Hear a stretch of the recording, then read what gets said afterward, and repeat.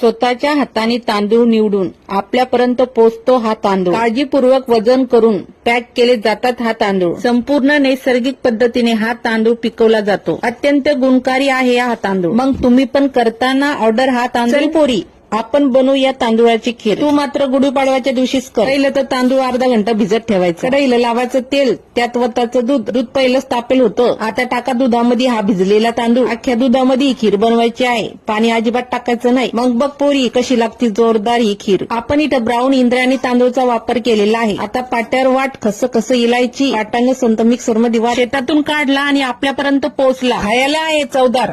आता टाक इलायची पावडर आणि साखर, टाक घी आणि तुझे आवडते ड्रायफ्रूट आणि फोडणी खमंग होऊ दे आणि या खिरीमध्ये जेव्हा हा तांदूळ शिजतो तेव्हा अख्खं घर सुगंधानं भरतं. जेव्हा खीर खायला घेसाल, सुक्क खोबऱ्याचे तुकडे तळून मात्र टाकसान, तेव्हा खीर लागते एक नंबर. झाली आता खीर, घ्या खाऊन. पोरी बघतेस काय ठोक एक